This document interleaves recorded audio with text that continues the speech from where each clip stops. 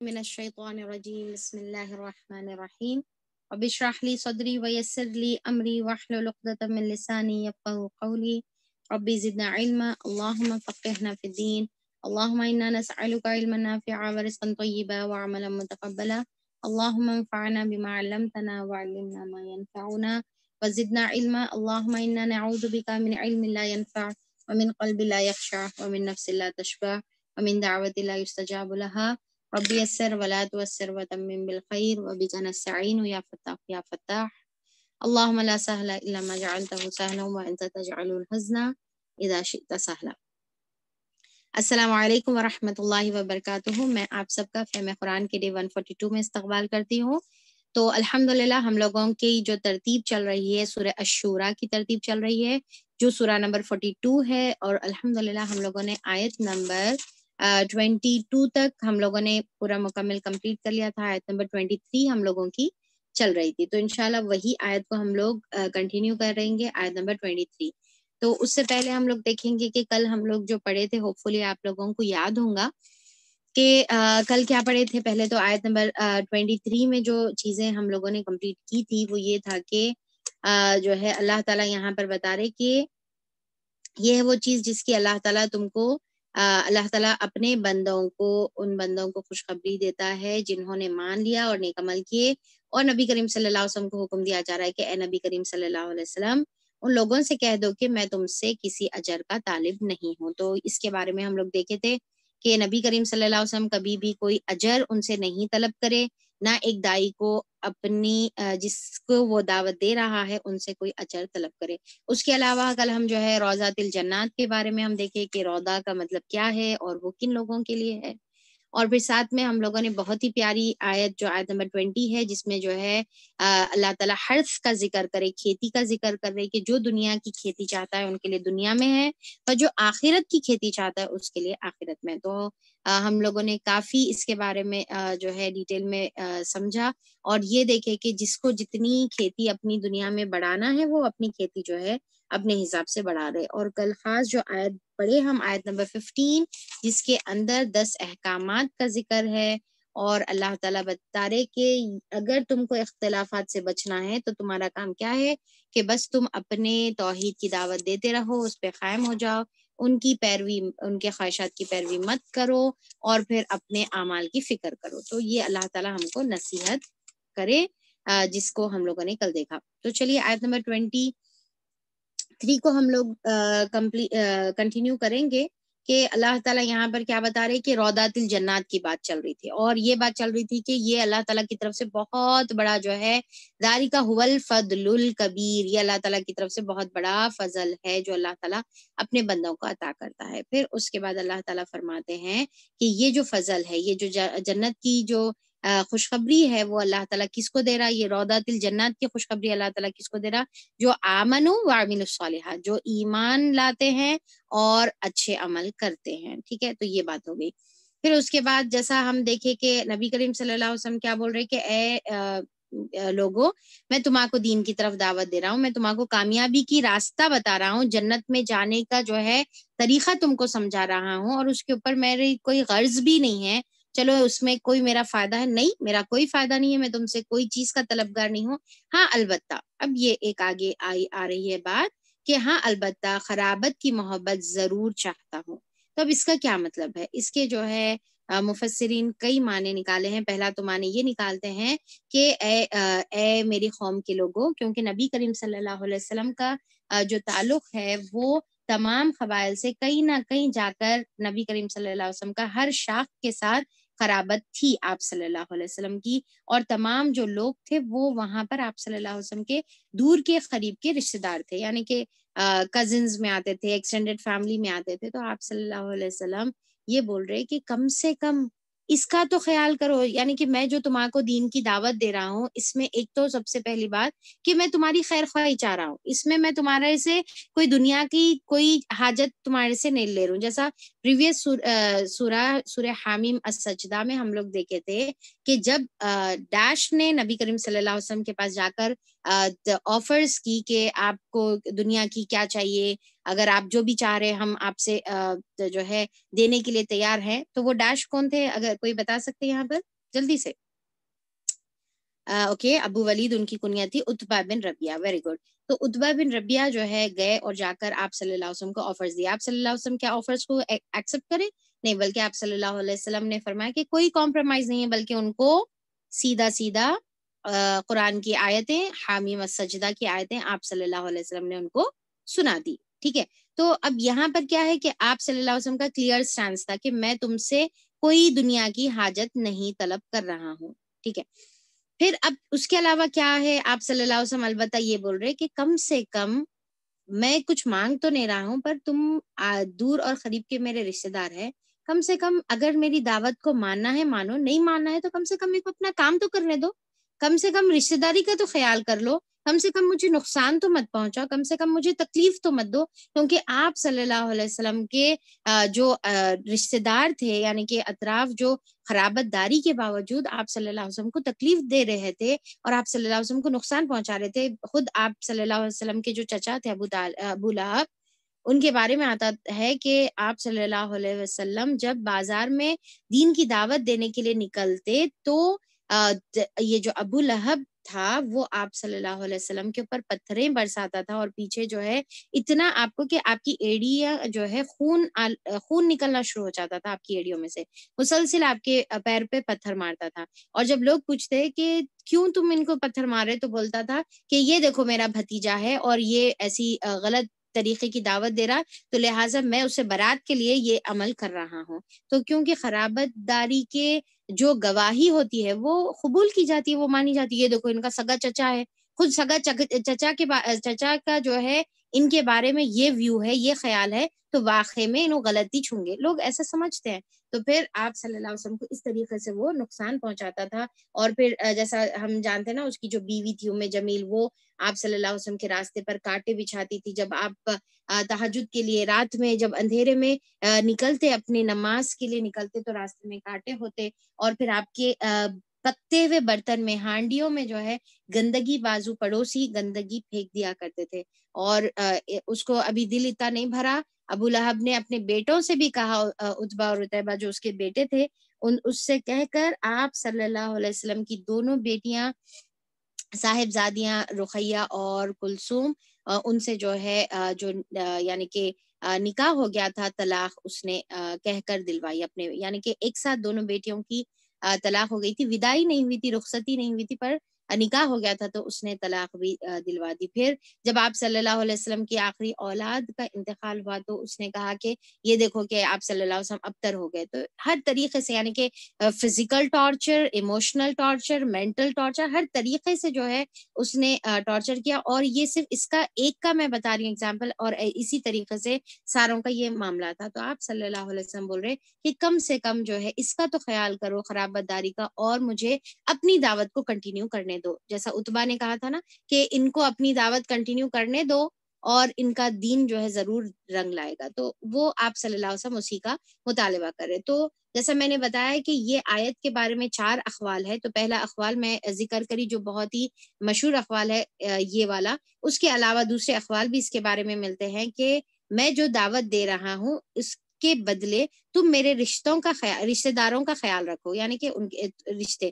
تو مفسرین بتاتے ہیں کہ یہ والا جو اقوال ہے یہ بالکل بھی آپ صلی اللہ علیہ وسلم کی نہ ذات کو سوٹ کرتا ہے، نہ ایک پروفٹ کو سوٹ کرتا ہے، نہ یہ ان کانٹیکسٹ آیت کو سوٹ کرتا ہے. کیونکہ آپ صلی اللہ علیہ وسلم یہ بول رہے کہ میں تم سے کچھ بھی طلب نہیں کر رہا ہوں، اور اس کے بدلے آپ یہ بول رہے کہ میرے رشتہ داروں کا خیال رکھو، یا تو یہ غلط بات ہو جائے گی.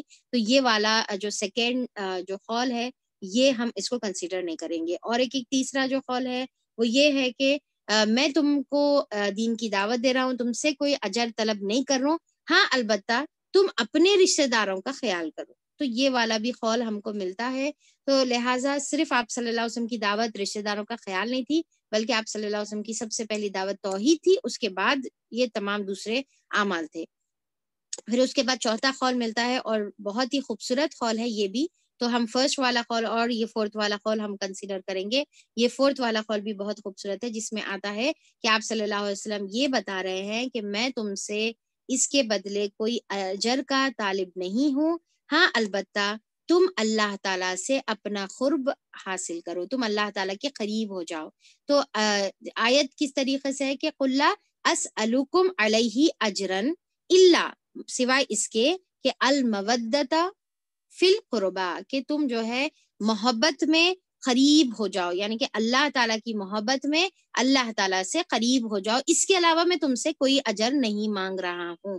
تو یہ بھی جو ہے مفسرین بتاتے ہیں کہ یہ بھی بہت خوبصورت قول ہے، کیونکہ آپ صلی اللہ علیہ وسلم کی جو دعوت کا جو مقصد تھا وہ لوگوں کو، وہ بندوں کو، وہ مخلوق کو اپنے رب سے، اپنے خالق سے ملانا اور خالق کے قریب کرنا تھا۔ تو یہ آپ صلی اللہ علیہ وسلم یہاں پر یہ آیت میں اپنی دعوت کا مقصد بتا رہے کہ میں تمہارے سے کوئی اجر نہیں مانگ رہا ہوں، بلکہ یہ چاہتا ہوں کہ تم اپنے رب سے قریب ہو جاؤ، تم اپنے رب سے محبت کرو اور تم اپنے رب کی محبت میں اپنے رب سے قریب ہو جاؤ، اس کے علاوہ میں تم سے کوئی اجر نہیں چاہتا ہوں۔ تو یہ اس کا جو ہے ترجمہ، یہ بھی اس کا ترجمہ بنتا ہے۔ تو لہٰذا ہم 4 اقوال ملتے ہیں، 4 اقوال مفسرین کے نزدیک مفسرین صحیح کنسیڈر کرتے ہیں، پر ہم فرسٹ اور فورتھ والا قول بہت ہی عمدہ قول ہے تو ہم وہ لیں گے۔ پھر اس کے بعد آگے آتا ہے آیت میں کہ جو کوئی بھلائی کمائے گا ہم اس کے لیے اس بھلائی میں خوبی کا اضافہ کر دیں گے۔ یعنی کہ اب دیکھیں کہ اللہ تعالیٰ یہاں پر کیا بتا رہے کہ جو بھی بھلائی کمائے گا، پیچھے کیا تھا کہ جو بھی دنیا کی کھیتی جو بھی آخرت کی کھیتی چاہتا ہے ہم اس کو آخرت میں عطا کریں گے۔ اب یہاں پر اللہ تعالیٰ کیا بتا رہے، جو بھی بھلائی چاہتا ہے اس کی بھلائی میں ہم اضافہ کریں گے، اس کی بھلائی میں ہم زیادتی کریں گے۔ ایسا اللہ تعالیٰ حکم آپ صلی اللہ علیہ وسلم کو حکم دینا ربی زدنا علما، ربی زدنی علما، کہ اللہ تعالیٰ مجھے علم میں اضافہ کر، یعنی کہ یہاں پر کس میں اضافہ ہو رہا، نیکیوں میں اضافہ ہو رہا، ٹھیک ہے، بھلائی میں اضافہ ہو رہا۔ تو اب اس کا مطلب کیا نکلتا ہے کہ جب ایک شخص ایک نیکی کرتا ہے، ایک بھلائی کرتا ہے، بھلائی اپنے سے وہ کماتا ہے، تو اس کے بعد اللہ تعالیٰ کیا کرتے ہیں، اس کے اندر سے ایک اور بھلائی کا موقع اس کو عطا کرتے ہیں۔ یعنی کہ اس کا کیا مطلب ہے، ایک نیکی دوسری نیکی کو جنم دیتی ہے، پھر وہ دوسری نیکی پھر اور دوسری نیکی کو جنم دیتی ہے، اور اس طریقے سے انسان کا نیکیوں کا سلسلہ چلتا رہتا ہے یہاں تک کہ وہ اللہ تعالیٰ کے نزدیک بہت مقرب بن جاتا ہے۔ اور دوسرا کیا ہے، وہ نیکی میں پھر مزید حسن پیدا کرتے ہیں اللہ تعالیٰ، یعنی کہ جو اب ہم جو نیکی کریں، جو نیکسٹ نیکی کا جو اللہ تعالیٰ توفیق دیں گے وہ اس سے زیادہ خوبصورت رہے گی، وہ اس سے زیادہ عمدہ رہے گی، پھر دوسری نیکی کی، اور ایسی ہی وہ نیکیوں کو اللہ تعالیٰ ملٹی پلائی کریں گے۔ اور پھر اللہ تعالیٰ یعنی کہ دیکھیں کہ یہ ایک انسان جب ایک نیکی کرتا ہے تو یہ اللہ تعالیٰ کی طرف سے بہت بڑی نعمت ہوتی ہے، بہت بڑی توفیق ہوتی ہے کہ اللہ تعالیٰ دوسری نیکی کا اس کو اضافہ کرتے جاتا۔ اور کچھ لوگ ایسے ہوتے ہیں جو بدنصیب، جو اللہ تعالیٰ جس کو نیکیوں سے محروم کرتا ہے، اور کچھ خوش نصیب ایسے ہوتے ہیں جس کو نیکیوں کا اضافہ اللہ تعالیٰ نیکیوں کے جو ہے مواقع اور نیکیوں میں اضافے عطا کرتے ہیں۔ تو اب دیکھیے کہ بعض وقت ہم خود بھی نوٹ کرتے ہیں نا کہ بعض وقت ہم بہت زیادہ نیکیاں کریں، ایک نیکی پہ ایک نیکی کریں، اور بعض وقت نہیں کریں۔ تو یہاں پر اللہ تعالیٰ کی یہ توفیق ہوتی ہے کہ آپ جب ایک نیکی کریں گے تو دوسری نیکی کی توفیق ہوں گی، جب نیکی کرنا آپ رک جائیں گے تو پھر وہ دوسری نیکی کی توفیق بھی آپ سے رک جائے گی، اور اسی طریقے سے نیکیوں کا جو سلسلہ تھا وہ آپ سے منقطع ہو جائے گا، وہ آپ سے جو ہے رک جائے گا۔ اور بعض وقت کیا ہوگا کہ ایک نیکی کریں گے تو دوسری نیکی کی جو توفیق ہو رہی، یعنی کہ اللہ تعالیٰ تھوڑے وقت میں زیادہ کام آپ سے کروائے گا، یہ بھی ایک طریقے سے اللہ تعالیٰ توفیق دے گا، کیا کہ تھوڑے وقت میں زیادہ کام کرائے گا۔ بعض وقت ایسا ہوگا کہ بہت وقت رہے گا پر نیکیاں کم ہو جائیں گے۔ تو یہ کیسا حاصل کر سکتے ہیں ہم، خود نیکی میں پہل کر کے، خود نیکی میں کوشش کر کے۔ تو جب ایک نیکی ہم کرتے جائیں گے تو پھر اللہ تعالیٰ کی رحمتوں کا دروازہ ہم پر کھل جائے گا، اور مزید نیکیوں کی توفیق اللہ تعالیٰ دیتے رہے گا۔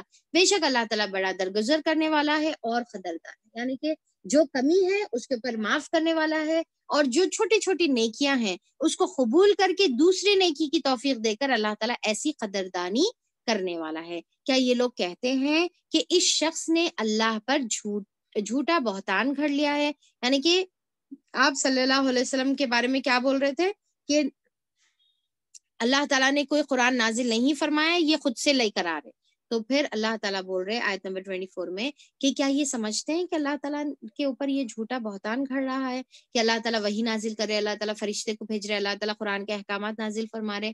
اگر اللہ تعالیٰ چاہے تو تمہارے دل پر مہر کر دے، یعنی کہ یہ جو تم باتیں کر رہے ہو ہمیشہ ہمیشہ کے لیے اللہ تعالیٰ تمہارے دل پر ٹھپا لگا دے، تمہارے دل پر جو ہے مہر کر دے، وہ باطل کو مٹا دیتا ہے اور حق کو اپنے فرمانوں سے حق کر دکھاتا ہے. یعنی کہ اللہ تعالیٰ ہی ہے جو باطل کو ختم کر دیتا ہے اور حق کو اللہ تعالیٰ قائم کر دیتا ہے. اور دیکھیے کہ ہوا بھی یہی نا کہ اللہ کس طریقے سے آہستہ آہستہ جو باطل تھا، جو مشرکین مکہ کے جو اقوال تھے وہ ختم ہو گئے اور پورے عرب پر اسلام کا جو جھنڈا تھا وہ غالب ہو گیا. تو یہ اللہ تعالیٰ کی طرف سے ہے. وہ سینوں کے چھپے ہوئے راز تک جانتا ہے، وہی ہے جو اپنے بندوں سے توبہ قبول کرتا ہے. اب دیکھیے کہ یہاں پر اللہ تعالیٰ پہلے وارننگ دیے کہ اللہ تعالیٰ چاہے تو تمہارے دلوں پر ٹھپا لگا دے، ٹھیک ہے، اور اللہ تعالیٰ جو ہے پھر کیا بتا رہے کہ سینوں کے راز اللہ تعالیٰ جاننے والا ہے. پھر ایک امید بھی اللہ تعالیٰ یہاں پر دلا رہے ہیں. کیا امید دلا رہے اللہ تعالیٰ؟ کہ وہی ہے جو اپنے بندوں کی توبہ قبول کرتا ہے اور برائیوں سے درگزر کرتا ہے، حالانکہ تم لوگوں کے سب افعال کا اسے علم ہے. یعنی کہ جو انسان جو بھی عمل کر رہا ہے وہ عمل کا اللہ تعالیٰ کو علم ہے. پر جب انسان توبہ کر کے اللہ تعالیٰ کی طرف پلٹتا ہے تو اللہ تعالیٰ توبہ کو قبول کرتا ہے. اللہ تعالیٰ توبہ کے دروازے ہمارے لیے کھلے رکھے ہیں اور اللہ تعالیٰ بول رہے کہ ٹھیک ہے اس کے باوجود. اب دیکھیے کہ یہ جو توبہ کی بات چل رہی کس کے لیے چل رہی، ذرا غور کرنا ہے اپنے کو، تھوڑا سا بیک گراؤنڈ دماغ میں رکھنا ہے. کس کے لیے؟ یہ ان لوگوں کے لیے اللہ تعالیٰ توبہ کے دروازے کھولنے کی بات کر رہے ہیں جو اللہ تعالیٰ کے نافرمان ہیں، جو نبی کریم صلی اللہ علیہ وسلم کو تکلیف دے رہے ہیں، جو نبی کریم صلی اللہ علیہ وسلم کو اور صحابہ اکرام کو جو ہے تکلیفیں پہنچا رہے ہیں، ٹارچر کر رہے ہیں اور قرآن کا انکار کر رہے اور اللہ تعالیٰ کے احکامات کا انکار کر رہے یا اللہ تعالیٰ کے ساتھ شرک کر رہے. اللہ تعالیٰ بول رہے کہ اس کے باوجود بھی اللہ تعالیٰ اپنے، کیونکہ وہ اللہ کے بندے ہیں، رائٹ، اللہ تعالیٰ ان کو بھی اپنا بندہ کہہ رہا ہے اور اللہ تعالیٰ بول رہے کہ اپنے بندوں سے، عبادی، اپنے بندوں سے اللہ تعالیٰ معاف کرے گا. پر کیا ہے کہ آپ کو توبہ کر کے پلٹ آنا ہے. پلٹ آئیں گے تو اللہ تعالیٰ یعفو عن السیئات بول رہے، اللہ تعالیٰ مٹا دے گا. عفو کے بارے میں ہم لوگ کئی بار پڑھ چکے نا. عفو کا مطلب کیا ہے کہ کمپلیٹلی نامہ عمل سے مٹا دینا. مغفرت کا مطلب کیا ہے؟ ڈھانک دینا. وہ عمل ہے پر اللہ تعالیٰ اس کو کور کر دی، کوئی نہیں دیکھ سکتا. پر عفو کا مطلب کیا؟ کمپلیٹلی اس کو جو ہے اللہ تعالیٰ نامہ عمل سے مٹا دینا. تو اللہ تعالیٰ بول رہے کہ میرے بندو تم اتنے گناہ کرے اس کے باوجود بھی میں تمہاں کو معاف کروں گا. جیسے حدیث قدسی میں آتا ہے نا کہ اللہ تعالیٰ کیا فرماتا ہے؟ اللہ تعالیٰ خود فرماتا ہے کہ اے میرے بندو اگر تم زمین اور آسمان کے برابر بھی گناہ لے کر آؤ گے میرے پاس اور اگر مجھ سے توبہ کرو گے اور اس حال میں ملو گے کہ تم توحید کو مانتے ہو، یعنی کہ اللہ تعالیٰ کی ایک وحدانیت کو مانتے ہو، اللہ تعالیٰ ہی کی تم عبادت کرنے والے ہو، تب تمہارے پھر زمین اور آسمان کے برابر بھی اگر گناہ ہے تو اللہ کو کوئی پرواہ نہیں ہے، اتنے پورے گناہ بھی اللہ تعالیٰ معاف کر دیں گے. پر اصل کیا ہے کہ ہم کو پلٹنا ہے. توبہ کا مطلب ہی کیا ہے کہ گناہوں کو چھوڑ کر اللہ تعالیٰ کی، یعنی کہ گناہ کر کر انسان کیا کر رہا؟ اللہ کی نافرمانی کر رہا، اللہ کو ناراض کر رہا. تو اللہ کی ناراضگی سے پلٹ کر اللہ کی رضامندی کی طرف آنے کو توبہ کرتے ہیں، اللہ تعالیٰ کی طرف پلٹنے کو توبہ کرتے ہیں. تو توبہ کریں گا. اسی لیے آپ صلی اللہ علیہ وسلم نے کیا فرمایا کہ قیامت کے دن سب سے یعنی کہ لکی پرسن وہ رہے گا، سب سے خوش نصیب شخص وہ رہے گا قیامت کے دن جس کے نامہ اعمال میں بہت زیادہ کثرت سے استغفار ہوگا، کثرت سے توبہ اور استغفار ہوگا. اور آپ صلی اللہ علیہ وسلم کیا فرماتے ہیں کہ التائب من الذنب کما لا ذنب لہ، کہ جو توبہ کرنے والا ہے اور اللہ تعالیٰ کی طرف جو ہے گناہوں سے پلٹ کر آنے والا ہے وہ گویا ایسا ہے کہ جیسا اس نے کبھی گناہ کیے ہی نہیں ہیں. اس طریقے سے اللہ تعالیٰ اس کو جو ہے اپنے رحمت کے دامن میں اللہ تعالیٰ لے لیتا ہے. اور کیسا توبہ قبول کرتا ہے اللہ تعالیٰ؟ کس طریقے سے توبہ قبول کرتا ہے؟ جیسا ایک طویل حدیث آتا ہے نا کہ جو اونٹ کی حدیث ہم لوگوں نے کئی مرتبہ جو ہے پڑھی ہے، کئی مرتبہ اس کے بارے میں ہم لوگوں نے ذکر کیا. صحیح مسلم کی حدیث ہے جس میں حضرت انس رضی اللہ عنہ سے روایت ہے کہ نبی کریم صلی اللہ علیہ وسلم نے فرمایا کہ اللہ تعالیٰ اپنے بندے کی توبہ سے جب وہ اس کے حضور توبہ کرتا ہے اس شخص سے بھی زیادہ خوش ہوتا ہے. یعنی کہ ایک بندہ توبہ کرا، گناہ کرا، غلط کاریاں کرا، برے اعمال کرا اور اس کے بعد اللہ تعالیٰ کی طرف پلٹ آ رہا، تو اللہ تعالیٰ خوش ہونا، ناراض ہونا؟ ایسا عام طور پہ تو ناراض ہوتے ہیں. یعنی کہ دنیا میں جیسا ہے نا کہ دنیا میں تو اگر کوئی ہم کو تکلیف دیا، کوئی ہمارے سے بدتمیزی کرا، کوئی ہماری نافرمانی کرا، کوئی ہماری جو ہے بات نہیں سنا اور غلط کام کرا، تو جب انہیں پلٹ کر ہمارے سامنے آتا ہے تو ہم کیا کرتے ہیں؟ ہم ناراضگی دکھاتے ہیں، رائٹ.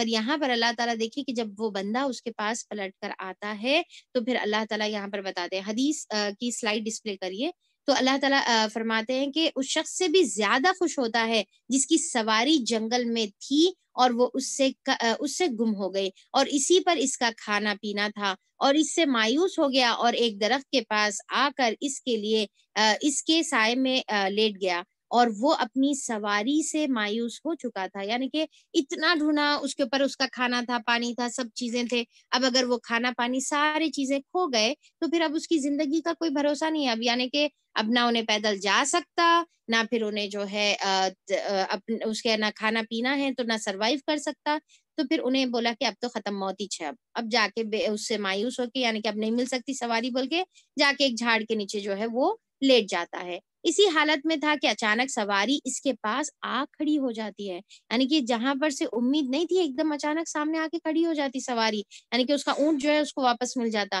اس نے اس کی مہار پکڑی، یعنی کہ اس کا جو رسی تھی وہ پکڑی، اور فرط مسرت سے بے انتہا خوشی سے وہ کہنے لگا، اے اللہ تعالیٰ تو میرا بندہ ہے اور میں تیرا رب ہوں۔ فرط مسرت کے بعد اس نے یہ غلطی سے یہ کہہ دیا، اس کو صحیح مسلم نے روایت کیا، یعنی کہ اتنا زیادہ خوش ہو گیا کہ اللہ تعالیٰ کو بولا کہ اللہ تعالیٰ آپ میرے بندے ہیں اور میں آپ کا رب ہوں، نعوذ باللہ، مطلب اتنا خوشی سے کہ اس کو یہ بھی نہیں سمجھ میں آ رہا کہ انہیں اپنی زبان سے منہ سے کیا بول رہا ہے، تو بغیر سوچے سمجھے جو ہے اپنی زبان سے جو ہے اس طریقے سے بے انتہا خوش ہو جاتا ہے۔ تو اللہ تعالیٰ یہاں پر ایکچولی یہ واقعہ، یعنی کہ یہ ایک ایگزامپل بتا رہے اللہ تعالیٰ، اور بتا رہے کہ دیکھو، سوچ کے دیکھو، امیجن کر کے دیکھو کہ وہ انسان کتنا خوش ہوا اپنے کے عمل کو دیکھ کر کہ اس کو خوشی کا کوئی ٹھکانہ نہیں ہے۔ اسی طریقے سے اللہ اکبر، کتنی پیاری بات ہے، کتنی پیاری بات ہے کہ اللہ تعالیٰ ہماری توبہ پر ویسے ہی خوش ہوتا ہے، ویسے ہی بے انتہا خوشی سے ہم کو جو ہے لپٹا لیتا ہے، ہم کو جو اپنی رحمتوں کے سائے میں اللہ تعالیٰ لیتا ہے۔ صرف کیا کرنا ہے؟ احساس کرنا ہے، توبہ کرنا ہے،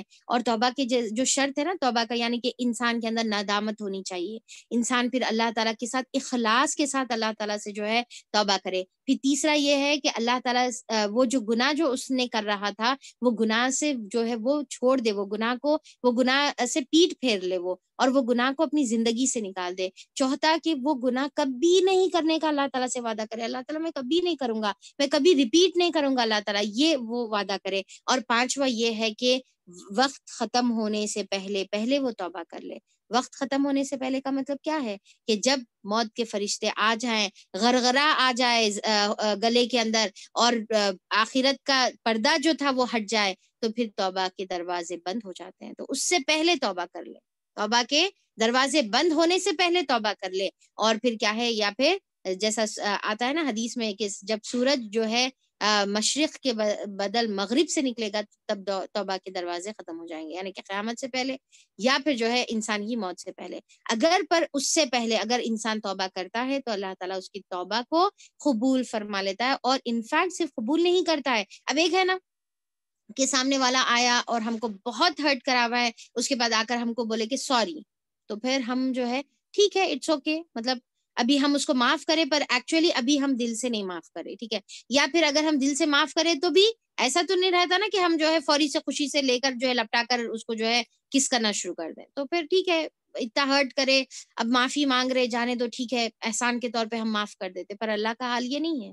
اللہ تعالیٰ یہاں پر ایسا نہیں ہے کہ صرف ظاہری طور پر معاف کرے، یا پھر ایسا نہیں ہے کہ احسان کے طور پر معاف کرے، بلکہ خوشی خوشی معاف کر رہے، پھر معاف کر کے رحمتوں میں لے رہے اللہ تعالیٰ۔ اور پھر کیا ہے کہ اگر ایک انسان سے جب جو ہے معمولی جیسا دن رات جیسا گناہ ہوتے رہتے، تو اس کو جو ہے نادانشتگی میں جو گناہ کرتا ہے اس کو توبہ کرنا ہے، کچھ خاص جو گناہ ہو گئے اس کے لیے بھی جو ہے خاص توبہ اور استغفار کرنا ہے، پر اگر کوئی ایسا گناہ ہے جس کی شرمندگی اور جس کی ندامت، بے چینی اس کو جو ہے اس کا پیچھا نہیں چھوڑی، اور بار بار اس کو جو ہے وہ بات یاد آ رہی کہ میں یہ کری، میں کیوں کری، میں یہ کیسا کری، اور یہ بے چینی اس کے دل میں آ رہی، اور وہ بالکل کسی جگہ پر جو ہے اس کو راحت نہیں مل رہی، تو پھر وہ اگر وضو کرتا ہے اور 2 رکعت نماز پڑھتا ہے، تو حدیث میں آتا ہے کہ جو شخص اٹھ کر بہت ہی اخلاص کے ساتھ وضو کرتا ہے اور 2 رکعت نماز پڑھتا ہے صلاۃ التوبہ کے، ٹھیک ہے، نیت کیا ہونی چاہیے؟ صلاۃ التوبہ کی نیت ہونی چاہیے، تو اللہ تعالیٰ اس کی تمام پریویس جو سنز ہے، اس کے تمام گناہ اللہ تعالیٰ اس کے معاف کر دیتے ہیں۔ کتنی بڑی، صرف 2 رکعت نماز کتنے آسان ہے نا. اپنے رب کو منانا بہت آسان ہے. دیکھیے کہ جہاں پر گناہ کرنا آسان ہے، جہاں پر اللہ کو ناراض کرنا آسان ہے، وہاں پر اللہ تعالیٰ کو راضی کرنا بھی بہت آسان ہے. اگر سوچ کے دیکھیے کہ اللہ تعالیٰ یہ توبہ کا دروازہ ہم پر نہیں رکھتا، توبہ کے دروازے اللہ تعالیٰ نہیں رکھتے، اور اللہ تعالیٰ کی ایک بار نافرمانی ہو گئی تو منانے کے لیے بہت بڑی جو ہے کوئی پروسیجر ہوتا، تو پھر سوچے کہ کتنا مشکل ہو جاتا. یعنی کہ اللہ تعالیٰ اگر بولتے کہ اگر تم یہ گناہ کرے تو پھر تم جو ہے پیدل فلاں پہاڑ تک جا کر جو ہے تم چڑھنا، جب تم پہاڑ پر چڑھیں گے یا پھر اس طریقے سے کوئی عمل کریں گے تب جا کر میں تمہاری جو ہے توبہ قبول کروں گا. ایسا نہیں ہے. اللہ تعالیٰ بولے 2 رکعت پڑھ لو، 2 رکعت پڑھ لو. اس کے یہاں پر جو ہے سورہ نساء کی بھی بہت ہی پیاری آیت ہے، آیت نمبر 110 میں اللہ تعالیٰ فرماتے ہیں کہ اور جو شخص کوئی برا کام کر بیٹھے یا اپنے حق میں ظلم کرے، کوئی بھی گناہ کا کام کرے یا کوئی شرک کا کام کرے، کوئی بھی اللہ کی نافرمانی کا کام کرے، پھر اللہ سے بخشش مانگے تو وہ اللہ تعالیٰ کو خوب بخشنے والا اور نہایت مہربان پائے گا. تو اللہ تعالیٰ سے توبہ کریں گے، معافی چاہیں گے تو اللہ تعالیٰ اس کو خوب کیا ہے، اللہ تعالیٰ غفور الرحیم جو ہے اللہ کو پائے گا، یعنی کہ اللہ تعالیٰ اس کی گناہوں کو معاف فرما دے گا. تو اللہ تعالیٰ سے جو ہے ہم دعا بھی کرنا ہے کہ اللہ اس کی ہم کو ہمیشہ توفیق دے کہ نہ ہم پہلے تو ہم اللہ کی نافرمانی سے بچیں، اور دوسری اللہ تعالیٰ توفیق دے کہ کبھی گناہ ہو جائے، کیونکہ ہم انسان ہیں، گناہ ہو جاتے تو فوری اللہ کی طرف توبہ کرنے والے بنے، فوری اللہ تعالیٰ. اب دیکھیے کہ پریویس سورہ مومن سورہ غافر کی آیت نمبر 60 میں ہم لوگ پڑھے تھے نا کہ جو شخص اللہ تعالیٰ سے دعا نہیں کرتا یا توبہ نہیں کرتا اللہ اس سے ناراض ہوتا ہے. تو ہم کو چاہیے کہ ہم اللہ تعالیٰ سے توبہ کریں. اور پھر اللہ تعالیٰ فرماتے ہیں کہ توبہ قبول کرتا ہے اور برائیوں سے درگزر کرتا ہے، یعنی کہ برائیوں کو اللہ تعالیٰ معاف فرما دیتا ہے. تو ہمیشہ اللہ تعالیٰ سے اچھی امید رکھنا ہے، اور توبہ اور ندامت کے ساتھ جب توبہ کریں گے تو ڈیفینیٹلی اللہ تعالیٰ معاف کرے گا. جیسا پریویس سورہ مومن کے ابھی ریفرنس دیکھیں ہم، اس کے علاوہ سورہ جو ہے اپنا کس میں سورہ زمر میں جو آیتیں ہیں کہ لا تقنطوا من رحمت اللہ، کہ اللہ تعالیٰ کی رحمت سے مایوس مت ہو. تو ہم کو اللہ کی رحمت سے کبھی بھی مایوس نہیں ہونا ہے. ہر ایک ٹائم پر اللہ تعالیٰ ہمارے لیے توبہ کا دروازہ کھلا رکھا ہے، صرف یہ ہے کہ ہم کو پلٹنا ہے، اور ایسے پلٹنے والوں کو اللہ تعالیٰ بہت پسند کرتا ہے. اور اسی لیے ہم دعا بھی کرتے ہیں نا کہ اللہم اجعلنی من التوابین، اللہ تعالیٰ مجھے بہت توبہ کرنے والوں میں سے بنا دے. وجعلنی من المتطہرین، اور بہت پاک صاف رہنے والوں میں سے، ظاہری پاک صاف بھی اور باطینی پاک صاف بھی رہنے والوں میں سے بنا لے. جو کب پڑھتے ہیں یہ دعا؟ کوئی بتا سکتے کب پڑھی جاتی ہے یہ دعا؟ ایسا تو کبھی بھی پڑھ سکتے ہیں ہم یہ دعا، پر خاص اس کا کوئی ٹائم ہے دعا پڑھنے کا؟ یہ ویری گڈ، وضو کے بعد پڑھنے کی دعا ہے، یعنی کہ سیکنڈ کلمہ جب ہم پڑھتے ہیں نا، سیکنڈ کلمہ پڑھنے کے بعد پھر وضو کے بعد یہ بھی دعا ہم پڑھیں گے. تو چلیے اللہ اس کی توفیق ہم کو دے. حالانکہ تم لوگوں نے حالانکہ اللہ تعالیٰ کو تم سب کے افعال کا علم ہے، ٹھیک ہے. پھر اس کے بعد اللہ تعالیٰ آیت نمبر 26 میں فرماتے ہیں وہ ایمان لانے والوں اور نیک عمل کرنے والوں کی دعا قبول کرتا ہے. اب دیکھیے کہ اللہ تعالیٰ یہاں پر کنڈیشن بتا دیے کہ توبہ کس کی قبول کرتا ہے، دعائیں کس کی قبول کرتا ہے اللہ تعالیٰ. وَيَسْتَجِيبُ الَّذِينَ، تو اللہ تعالیٰ کس کی دعاؤں کا جواب دیتا ہے؟ وہ لوگ جو ایمان لاتے ہیں اور وہ لوگ جو عمل صالح کرتے ہیں، یعنی کہ پھر اس کے بعد ایمان لانا ہے اور عمل صالح کرنا ہے. تو ہم لوگوں نے توبہ کے بارے میں کافی ٹائم ڈسکس کیا ہے. تو ہمیشہ یہ یاد رکھیے کہ جب ایک انسان توبہ کرتا ہے تو اللہ تعالیٰ اس کی توبہ تو جب کا جب قبول کر لیتا ہے، ٹھیک ہے. پر سمجھیے کہ جیسا فار ایگزامپل کہ توبہ قبول تو ہو گئی، پر ابھی اللہ تعالیٰ اس کو جو ہے تھوڑا سا پینڈنگ رکھے ہوئے، یعنی کہ اللہ تعالیٰ ایکسپٹ کر لیے پر اپنے پاس پینڈنگ رکھے ہوئے ہیں. اس کے بعد انسان کا عمل دیکھا جاتا. اگر انسان پھر ایمان لا رہا اور پھر عمل صالح کر رہا تو پھر اس کے بعد اس کی توبہ کمپلیٹلی قبول کر لی جاتی ہے، کمپلیٹلی قبول. پر اگر ایک انسان جو ہے صرف ظاہری طور پہ توبہ توبہ توبہ کر لے رہا اور اس کے بعد پھر اپنے جیسے عمل ہے ویسی چیزوں پر قائم رہ رہا، تو پھر ایسی توبہ پھر جو ہے اللہ تعالیٰ قبول نہیں کرتا. تو انسان کو چاہیے کہ توبہ کرے، پھر اس کے بعد جو ہے عمل صالح بھی کرے اور گناہوں کو نیکیوں سے بدلے، تو اس کے بعد وہ توبہ مکمل قبول کر لی جاتی ہے. اور اپنے فضل سے ان کو اور زیادہ دیتا ہے. تو اللہ تعالیٰ کیا ہے کہ جو عمل صالح کرتے ہیں تو دعا بھی قبول کرتا ہے اور اپنے فضل سے اور زیادہ دیتا ہے. اس کا کیا مطلب ہے کہ جو دعا ہم مانگتے ہیں وہ تو قبول ہوتی ہی ہوتی ہے، پر ہمارے عمل صالح کی وجہ سے اللہ تعالیٰ ایکسٹرا بھی ہم کو دیتا ہے جو ہم نہیں مانگے. جو ہمارے لیے بھلا ہے، جو ہمارے خیر ہے، جو ہمارے لیے بہتر ہے. کئی چیزیں، اب دیکھیے ہمارے کو کئی چیزیں اللہ تعالیٰ عطا کرتا ہے جو ہم نے کبھی مانگی نہیں یا کبھی تصور بھی نہیں کیا، پر اللہ تعالیٰ عطا کرتا ہے. تو اللہ تعالیٰ ہمارے عمل صالح کے بدل ہم کو عطا کرتا ہے. تو عمل صالح، پریویس آیت میں ہم لوگ دیکھیں کہ عمل صالح سے ایک فائدہ یہ ہوتا ہے کہ دوسرے عمل صالح کی توفیق ہوتی ہے. اب دوسرے یہاں پر فائدہ دیکھ رہے کہ ایک عمل صالح سے کیا ہوتا ہے کہ اللہ تعالیٰ جو ہے اور بھی ایکسٹرا ہماری دعاؤں کو قبول کرتا ہے یا ایکسٹرا ہمارے کو عطا کرتا ہے جو ہم نے نہیں مانگا اپنے فضل سے. اللہ تعالیٰ اپنے فضل سے ہم کو اور زیادہ دیتا ہے. رہے انکار کرنے والے، جو انکار کرنے والے ہیں، تو ان کے لیے کیا ہے؟ ان کے لیے عذاب شدید ہے، دردناک عذاب ہے.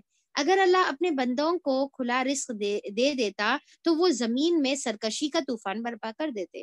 اب دیکھیے کہ یہاں پر آیت نمبر 12 میں ہم لوگوں نے پڑھا تھا ریسنٹلی، یہ سورہ الشورى کی ہی آیت نمبر 12 میں، کہ اللہ تعالیٰ جسے چاہتا ہے کھلا رزق دیتا ہے، جسے چاہتا ہے نپا تلا دیتا ہے.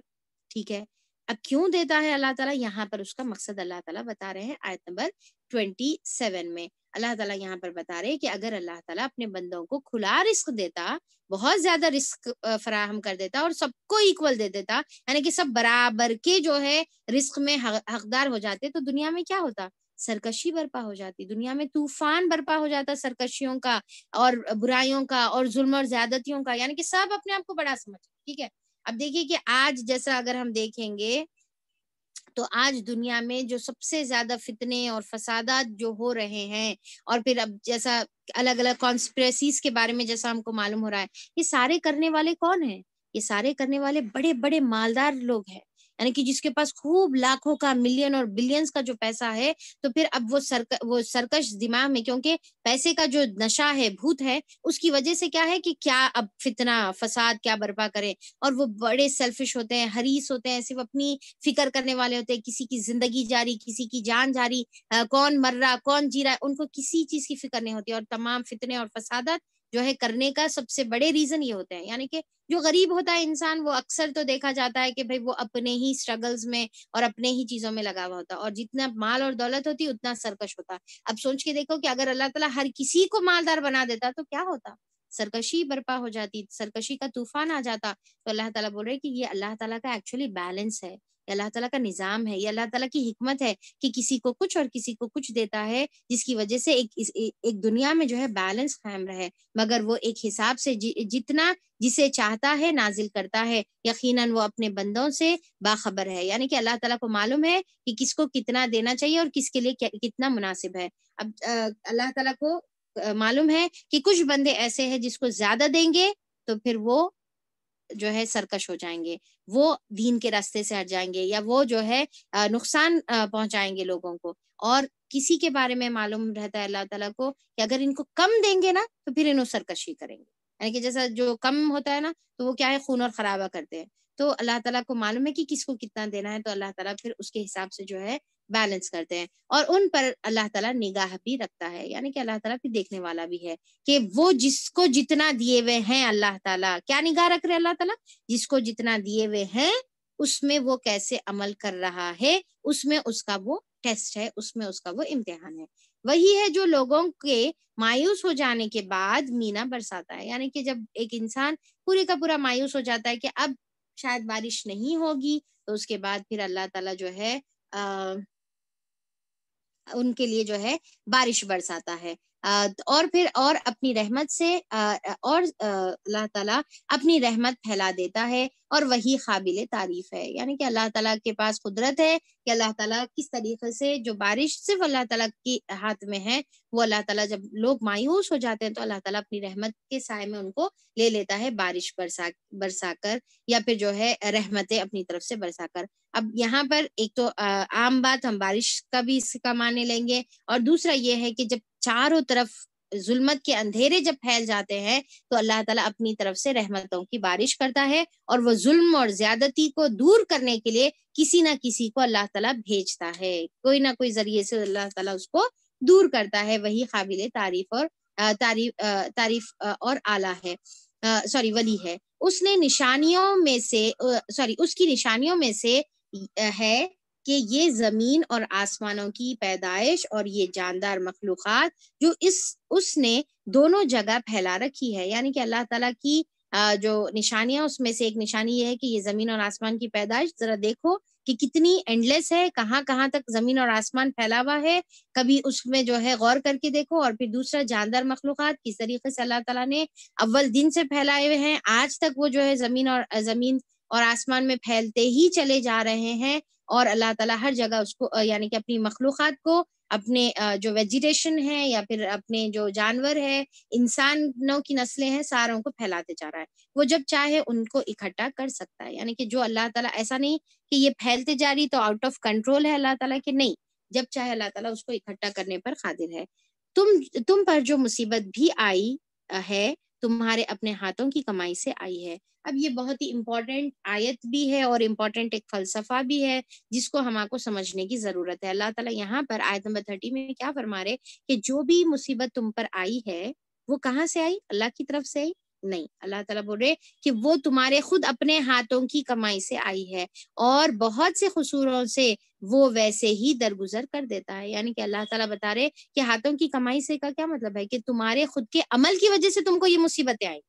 تو اللہ تعالیٰ یہ بتا رہے کہ جو بھی دنیا میں مصیبتیں اور آزمائشیں اور پریشانیاں جو آتی ہے وہ اللہ تعالیٰ کی طرف سے ہی آتی ہے، پر وجہ کیا ہوتی ہے اس کی؟ تمہارے خود کے اعمال ہوتے ہیں۔ یعنی کہ جب ایک انسان کوئی گناہ کا کام کرتا ہے تو پھر وہ گناہ اس کے مصیبت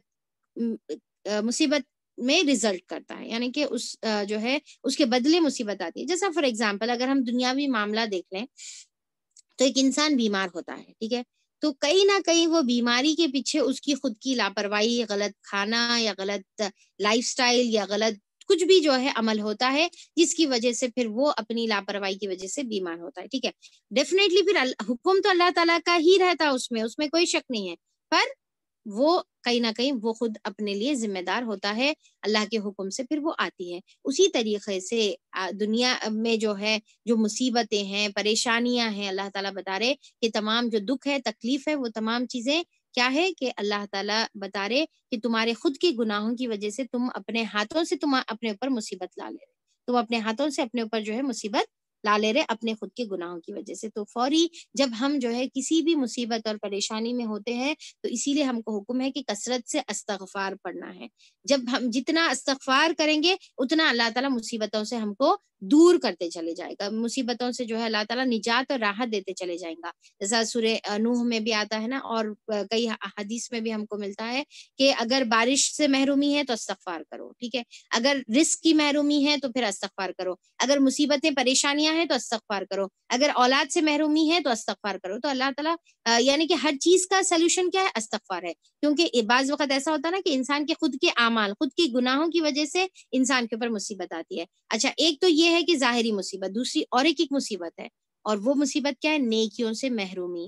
اگر ہم کبھی اپنے اندر نیکیوں سے محرومی محسوس کریں، کبھی ہم اپنے اندر ایمان کا جو ہے ڈاؤن فال محسوس کریں، ایمان میں کمزوری محسوس کریں، اور نمازوں میں اخلاص کی کمی محسوس کریں، یا جو بھی عبادتوں میں مزہ کی کمی محسوس کریں، تو ہم پہلے دیکھیں کہ ہمارے سے کیا عمل ہوا ہے، ہمارے سے کیا گناہ ہوا ہے، کیوں ہم یہ نیکی سے محروم کیے جا رہے۔ بعض وقت ایسا ہوتا ہے نا کہ ہم بہت نیکیاں کرتے رہتے اچانک سے پورے نیکیوں سے محروم ہو کے کون سی کی دنیا میں چلے جا کے بیٹھ جاتے، عجیب سی دن اور رات گزر جاتے، عجیب سی محرومیوں میں جو ہے دن اور رات، کوئی چیز کی توفیق نہیں ہو رہی، کوئی چیز کی جو ہے ارے کریں گے، ہاں پڑھیں گے، ارے وہ بھی کرنا ہے، ہاں کریں گے، ضرور کریں گے، پر اس کی توفیق نہیں ہوتے رہتی، اس کو آگے بڑھ کے کرتے نہیں رہتے۔ اور اس کے برعکس بعض وقت ایسا ہوتا کہ نیکی پہ نیکی، اور اتنا سیٹسفیکشن، اتنا سکون اور اتنا اچھا آپ کو جو ہے زندگی میں رونقیں، رحمت اور برکتیں آپ کو محسوس ہوتی، اور کبھی بالکل بھی جو ہے ہر چیز سے محروم کر دیے جاتے۔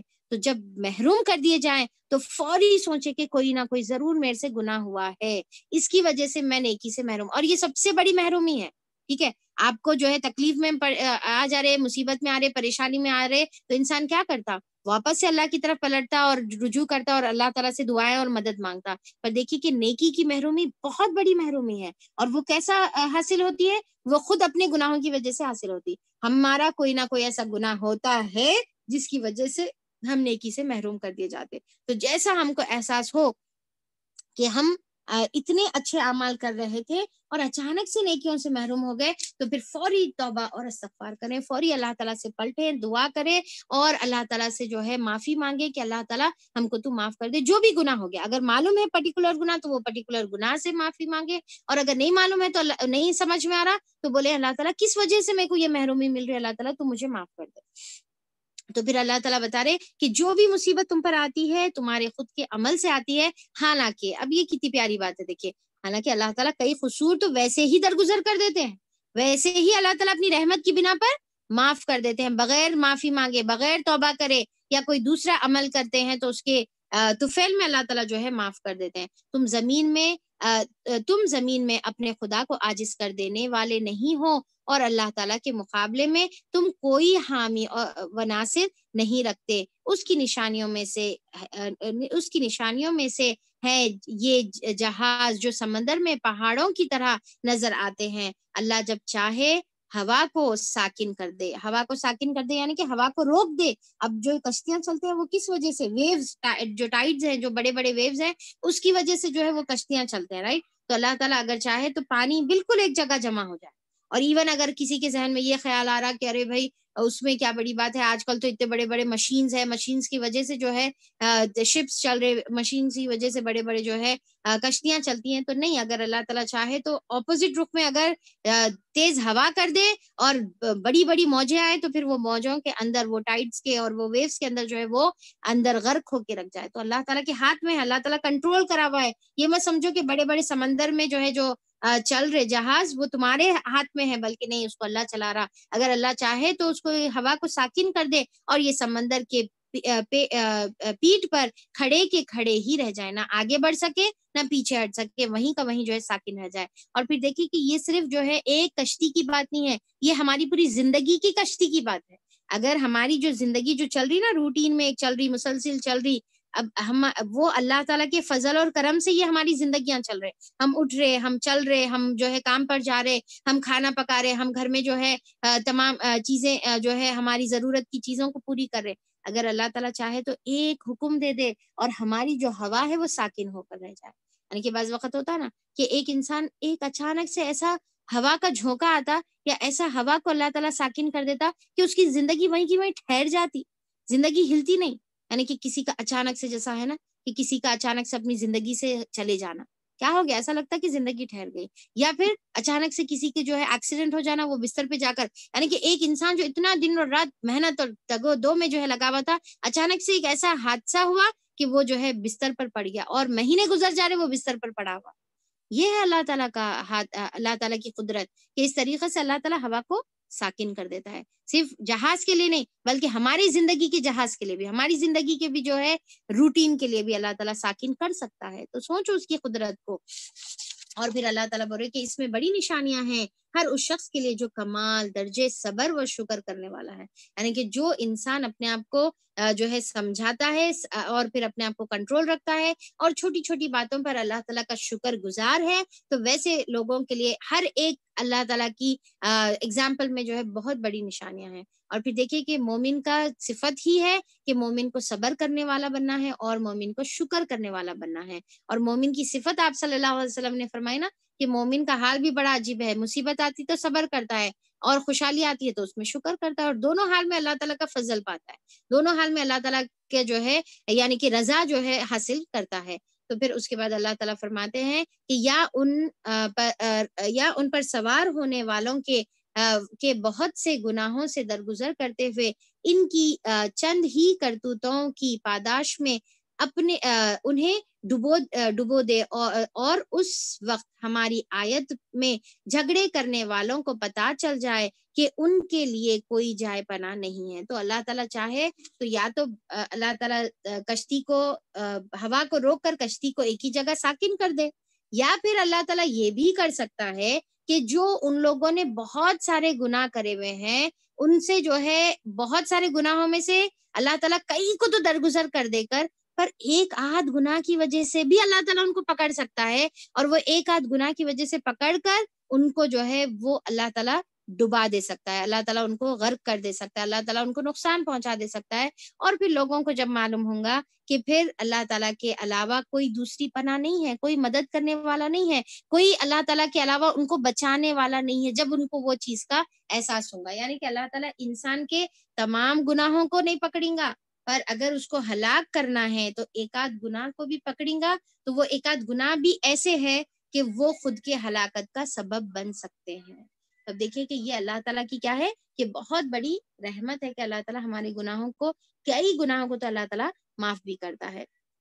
اچھا، پھر اس کے علاوہ اب یہاں پر جیسا بات نکلی کہ ہمارے خود کے کسب سے جو ہے ہم کو تکلیف آتی ہے، ہمارے خود کے گناہوں کی وجہ سے تکلیف آتی ہے. تو یہ بھی دوسری طرف یاد رکھنا ہے کہ انسان کو جو بھی تکلیف پہنچتی ہے اس کے بدلے اللہ تعالیٰ گناہوں کو معاف بھی کرتے ہیں. یعنی کہ ایک معافی کا طریقہ کیا ہے کہ آپ گناہ کریں، گناہ کرنے کے بعد کیا ہوا، آپ کے اوپر مصیبت آئی، مصیبت آنے کے بعد کیا کریں، آپ توبہ کریں، توبہ کرنے سے وہ مصیبت اللہ تعالیٰ دور کر دیں گے. ایک تو یہ طریقہ ہے.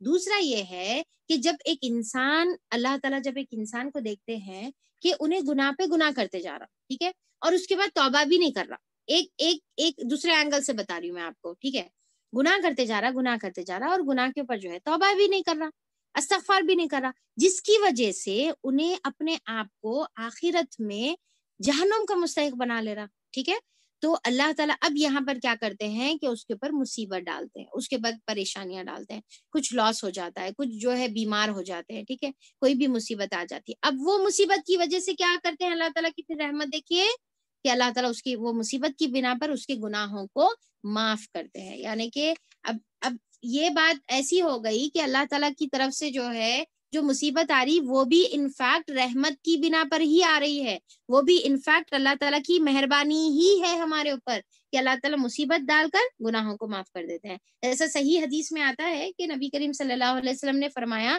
کہ مومن بندے پر اس ذات کی قسم جس کے ہاتھ میں میری جان ہے، مومن کو جو تکلیف، دکھ، غم، حزن پہنچے تو اللہ تعالیٰ اس کی وجہ سے اس کے تمام گناہوں کو معاف فرما دیتا ہے، حتیٰ کہ چبھنے والے کانٹے کو بھی، کانٹے کے ذریعے سے بھی اللہ تعالیٰ گناہوں کا کفارہ بنا دیتا ہے. تب یہاں پر یہ حدیث جو صحیح بخاری کی حدیث ہے اس میں کیا آتا ہے کہ حتیٰ کہ کانٹا بھی اگر ایک انسان کو چبھتا ہے تو اللہ تعالیٰ اس کے ذریعے سے بھی گناہ کو معاف فرما دیتا ہے. اور ایک حدیث میں آتا ہے کہ رسول صلی اللہ علیہ وسلم نے فرمایا کہ مومن کو اس کے جسم میں ایذا دینے والی جو چیز بھی پہنچے تو اللہ تعالیٰ اس کے ذریعے سے اس کا گناہوں کا اس کو کفارہ بنا دیتا ہے.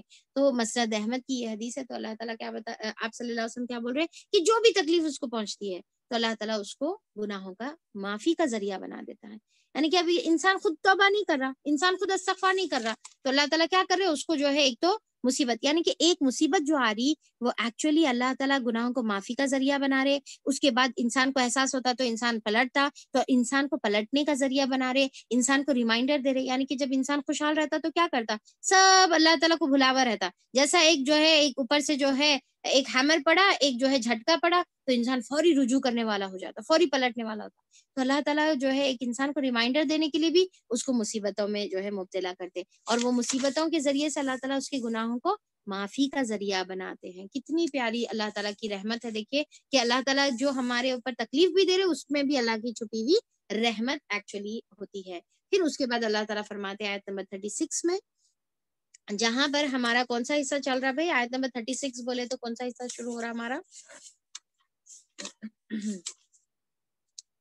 آیت نمبر 36 سے ہمارا 4th پارٹ سٹارٹ ہو رہا ہے، رائٹ. اور پھر آیت نمبر 36 سے 43 تک جو ہمارا حصہ چلے گا اس میں ہم کس چیز کے بارے میں ڈسکس کرنے والے ہیں، مومن کے اوصاف کے بارے میں ہم لوگ ڈسکس کرنے والے ہیں. تو اس میں اللہ تعالیٰ فرماتے ہیں کہ جو کچھ بھی تم لوگوں کو دیا گیا ہے وہ محض دنیا کی چند روزہ زندگی کا سر و سامان ہے، اور جو کچھ اللہ کے ہاں ہے وہ بہتر بھی ہے اور پائیدار بھی ہے. یعنی کہ اے لوگوں، تم اپنی دنیا کی زندگی میں دنیا کے جو بھی اللہ تعالیٰ کی طرف سے دیے ہوئے نعمتیں ہیں اس کے اندر کھو کر مت رہ جاؤ.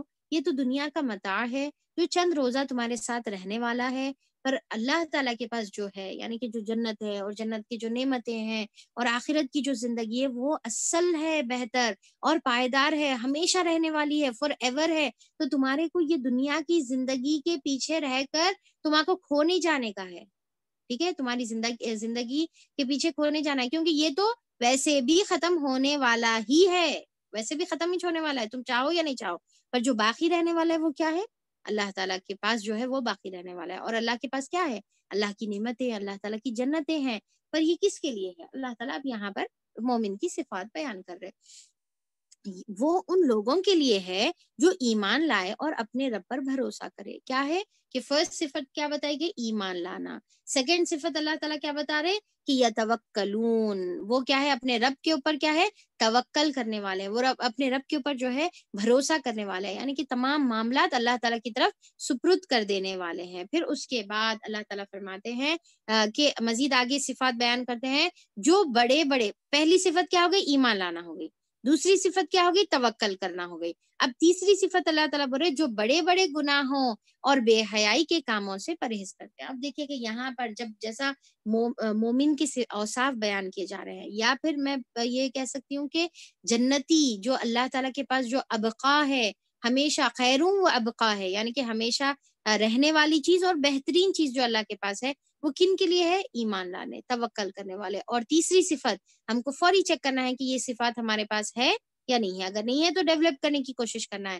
تو اللہ تعالیٰ بتا رہے والذین یجتنبون کبائر الاثم والفواحش, کے یہ وہ لوگ ہیں جو بچتے ہیں, کس سے بچتے ہیں, کبائر سے بچتے ہیں, کبیرہ گناہوں سے بچتے ہیں, اور اسم سے بچتے ہیں یعنی کہ گناہوں کے کاموں سے بچتے ہیں, والفواحش اور بے حیائی کے گندے کاموں سے جو ہے بچتے ہیں.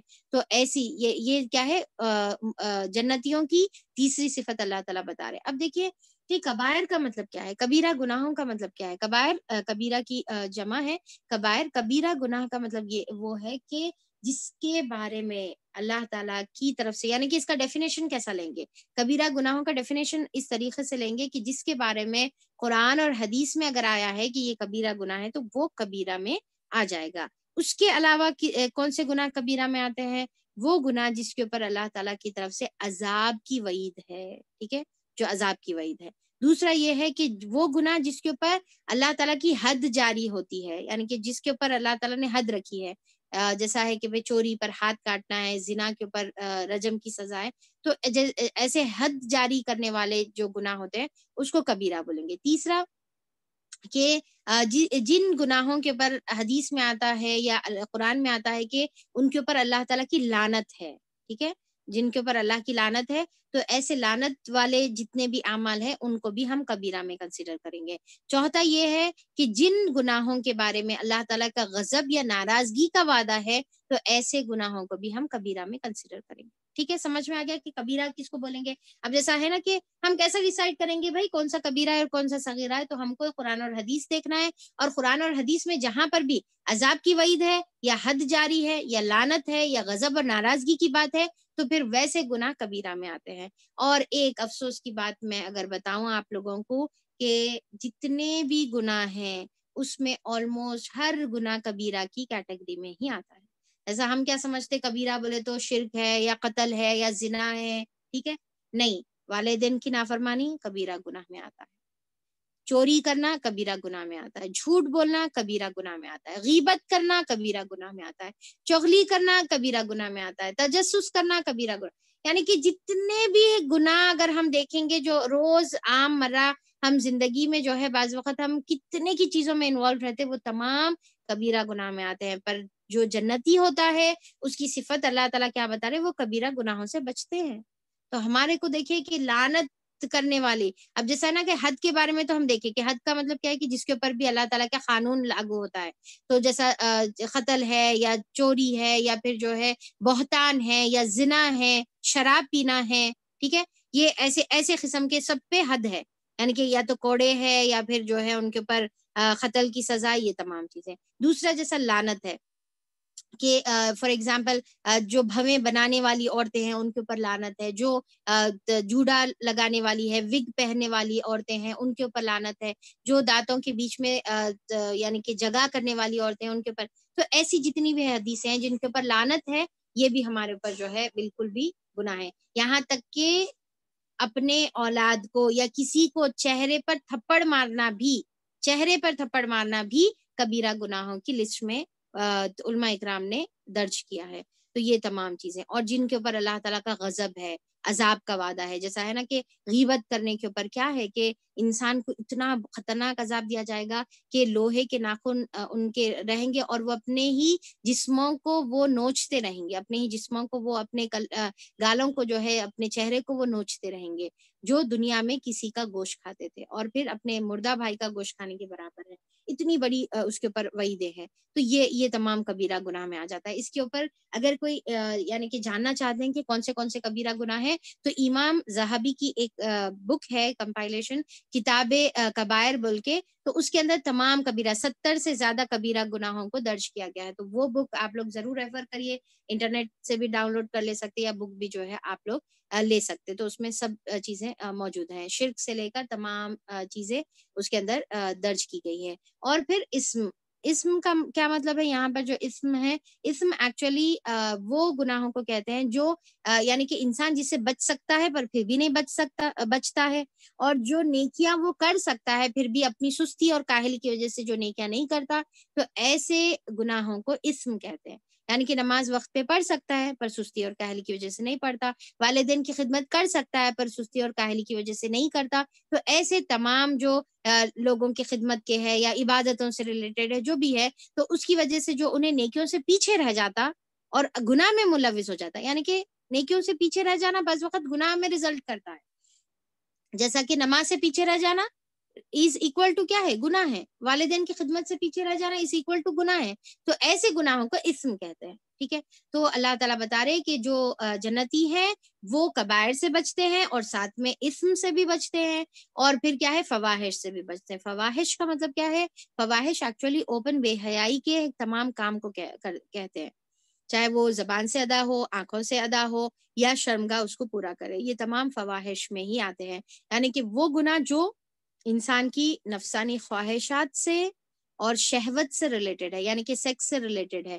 تو ایسے تمام، یعنی کہ ایسی چیزیں دیکھنا جو آپ کو جو ہے یعنی کہ آپ کی شہوت کو ابھار سکتی ہے، ایسی چیزیں دیکھنا، ایسی چیزیں سننا، ایسے سینز دیکھنا، یا ایسے ریلیشنز رکھنا. ٹھیک ہے، یہ تمام جو ہے فواحش میں آتی ہے. یعنی کہ رانگ ریلیشنز رکھنا، اپوزٹ جینڈر سے ریلیشن رکھنا، یا پھر جو ہے قوم لوط والے جیسے عمل کرنا، یہ تمام جو بے حیائی کے کام ہیں یہ فواحش میں آتے ہیں. تو اللہ تعالیٰ یہاں پر بتا رہے کہ یہ تمام گندے کاموں سے، بے حیائی کے کاموں سے، کبیرہ کاموں سے بچتے ہیں، اور نیکیوں میں پیچھے نہیں رہتے. نیکیوں میں پیچھے نہیں رہتے، اسم والے عمل نہیں کرتے، بلکہ جو جنتی ہے وہ تو آگے بڑھ کر کام کرنے والا ہوتا ہے. پھر چوتھی صفت کیا بتائی گئی؟ اگر غصہ آ جائے تو درگزر کر جاتے ہیں. یعنی کہ جب غصہ آتا ہے تو کیا کرتے ہیں؟ درگزر سے کام لیتے ہیں. اب دیکھیے کہ غصہ تو ہر ایک انسان کی فطرتی چیز ہے، یعنی کہ ہر ایک انسان کو غصہ آتا ہے. کوئی انسان یہ نہیں بول سکتا دنیا میں کہ میرے کو غصہ نہیں آتا. ہر ایک انسان کو تھوڑا یا زیادہ، بعض کو بہت آتا ہے، بعض کو تھوڑا آتا ہے، پر ہر ایک انسان کو آتا ہے. اور یہ فطری چیزیں آنا بھی چاہیے. اگر نہیں آتا تو پھر جا کے جو ہے سائیکیٹرسٹ کے پاس علاج کرا لینا پڑتا، غصہ نہیں آتا تو. پر اصل بات کیا ہے کہ وہ غصے کو کنٹرول کرنا ہے. یعنی کہ اب جیسا اگر ایک انسان بولا میرے کو غصہ نہیں آتا، تو اگر آپ صلی اللہ علیہ وسلم کو کوئی گالی دے رہا، ٹھیک ہے، یا نبی کریم صلی اللہ علیہ وسلم یا قرآن کے حق میں کوئی برائی کر رہا، اور آپ ٹھنڈے بیٹھے ہوئے ہیں اور آپ کو غصہ نہیں آ رہا، تو پھر تو آپ کو اپنے ایمان کو چیک کرنا ہے. ٹھیک ہے، تو غصہ ایک فطری چیز ہے. اوکے، مطلب میں یہ بتانا چاہ رہا ہوں کہ فطرت ہے، پر اس کو کیا ہے کہ غلط رستے پر نہیں لے کے جانا ہے، بلکہ کنٹرول میں رکھنا ہے اس کو. ٹھیک ہے، کہاں پر کتنا نکالنا ہے، کیسا ایکسپریس کرنا ہے، اور کیسا اس کو کنٹرول کرنا ہے، یہ اصل کمال کی چیز ہے. اسی لیے آپ صلی اللہ علیہ وسلم نے فرمایا نا کہ پہلوان وہ نہیں ہے جو کسی کو یعنی کہ رنگ کے اندر جو ہے پچھاڑ دے، بلکہ پہلوان وہ ہے جو جب اس کو غصہ ہے تو وہ اپنے غصے کو قابو کرے. ٹھیک ہے، غصہ ایکچولی کیا بتایا گیا ہے کہ غصہ ایک آگ کا انگارہ ہے جو شیطان کی طرف سے جو ہے ڈالا جاتا، اور وہ اس کو جو ہے اگنائٹ کرنے کی کوشش کرتا. پر وہ ٹائم پر مومن کی صفت کیا ہے کہ وہ اس کو کنٹرول کر لے، یعنی کہ وہ بھڑکنے سے کنٹرول کر لے، اور کیا کرے؟ درگزر کرے. اب دیکھیے کہ غصہ کب آتا ہے؟ سامنے والا کچھ نہ کچھ بات چھیڑتا ہے، ٹھیک ہے، کچھ نہ کچھ کام کرتا ہے جو ہمارے کو نہیں پسند آتی، اور ہم فوری ریاکٹ کرتے ہیں. تو یہ سامنے والے کی چیزوں کو کیا کرتا ہے؟ وہ یغفرون کرتا ہے، وہ جو ہے معاف کرتا ہے، وہ درگزر کرتا ہے، وہ وسعت قلبی سے کام لیتا ہے، وہ بڑا دل سے جو ہے کام لیتا ہے، اور پھر کیا کرتا ہے؟ اس کو معاف کر دیتا ہے، اور اپنے غصے کو کنٹرول کرتا ہے. اپنا غصہ جو ہے بھڑک کر اس کے اوپر نہیں نکالتا ہے.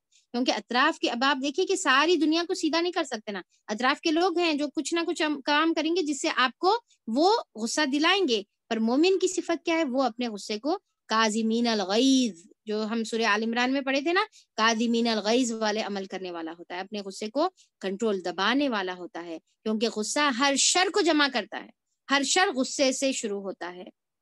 اور پھر آپ صلی اللہ علیہ وسلم کے پاس ایک شخص آتا ہے، ابو ہریرہ رضی اللہ عنہ کی حدیث ہے، وہ پوچھتا ہے کہ اللہ کے رسول مجھے نصیحت کریے. تو آپ صلی اللہ علیہ وسلم فرماتے ہیں کہ غصہ مت کرو. پھر دوسری بار پوچھتا ہے، پھر آپ صلی اللہ علیہ وسلم بولتے ہیں کہ غصہ مت کرو. تیسری بار تو آپ صلی اللہ علیہ وسلم بولتے ہیں کہ غصہ مت کرو. کیونکہ غصہ کیا ہے؟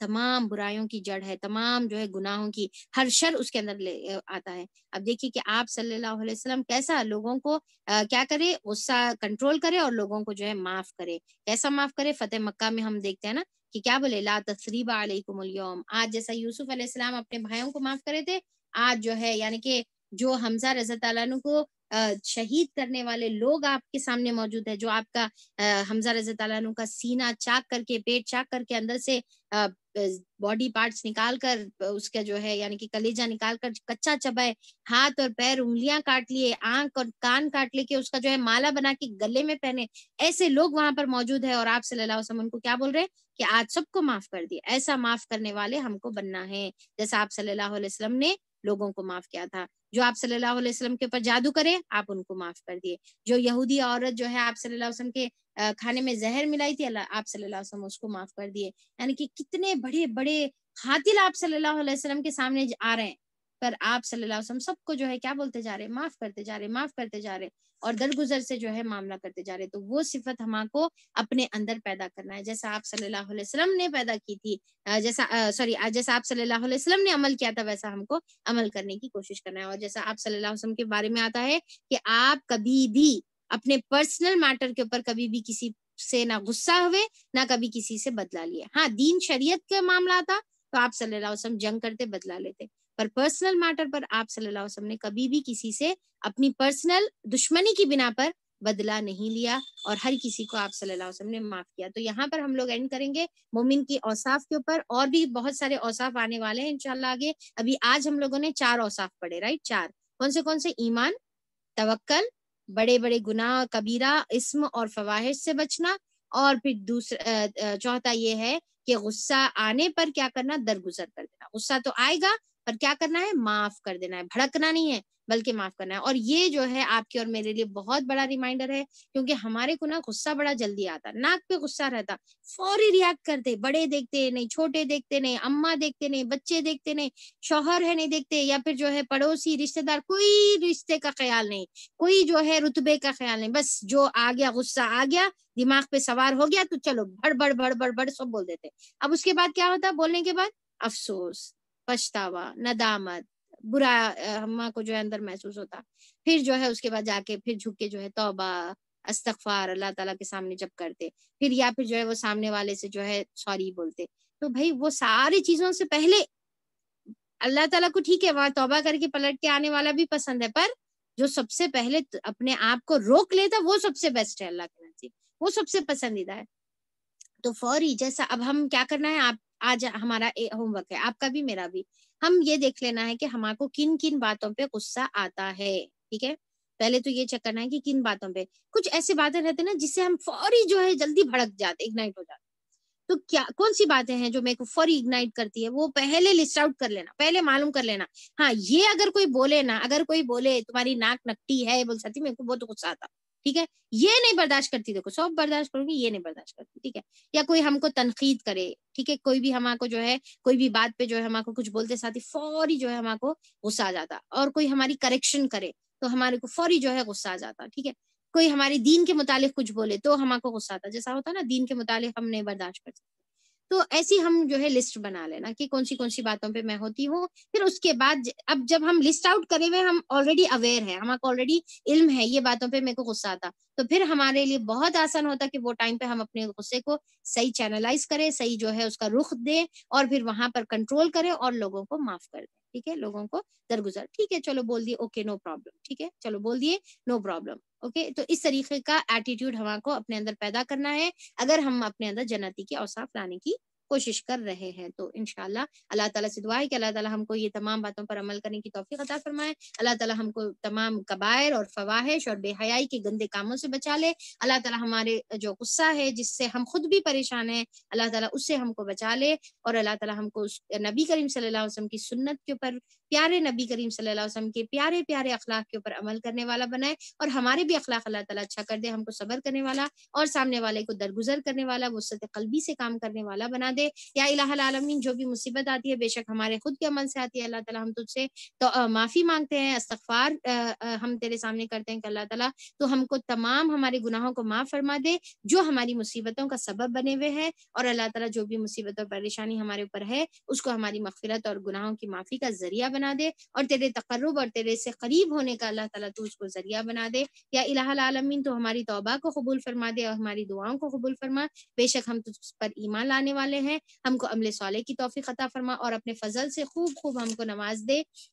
یا الہ العالمین، ہمارے جو بھی نیکیاں ہیں اس کو قبول فرما اور مزید نیکیوں کی توفیق عطا فرما۔ اللہ تعالیٰ تو ہم کو نیکیوں کی توفیق عطا فرمانے کے بعد کبھی کبھی اللہ تعالیٰ اس سے محروم نہ کر۔ یا الہ العالمین، ہم تجھ سے ایسی محرومی سے ہم تیری پناہ طلب کرتے ہیں، اللہ تعالیٰ تو ہمارے گناہوں کو معاف فرما دے، ہمارے والدین کے گناہوں کو معاف فرما دے، ہماری اولادوں کے گناہوں کو معاف فرما دے، اللہ تعالیٰ تو ہم کو اور ہماری اولاد کو اللہ تعالیٰ تو اپنے کام کے لیے چن لے، ہم کو ہمارے والدین کے لیے صدقہ جاریہ اور ہماری اولاد کو ہمارے لیے صدقہ جاریہ اور سکون اور راحت کا باعث بنا۔ یا الہ العالمین، ہم جو مانگے ہیں اسے عطا فرما دے، اور جو مانگنے سے رہ گئے ہیں اسے بھی اللہ تعالیٰ تو عطا فرما دے۔ جتنے بھی مرحومین ہیں اللہ تعالیٰ تو تمام مرحومین کی مغفرت فرما دے، جو بیمار ہے پریشان ہے اللہ تعالیٰ ان کی بیماریوں کو اللہ تعالیٰ تو دور فرما دے، اور راحتوں میں ان کی پریشانیوں کو تبدیل فرما دے۔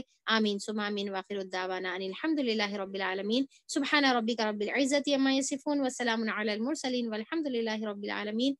سبحانك اللهم وبحمدك نشهد ان لا اله الا انت نستغفرك ونتوب اليك، رب ارحمهما كما ربياني صغيرا، وصلى الله على نبينا محمد وآله واصحابه اجمعين برحمتك يا ارحم الراحمين۔ السلام علیکم ورحمۃ اللہ وبرکاتہ۔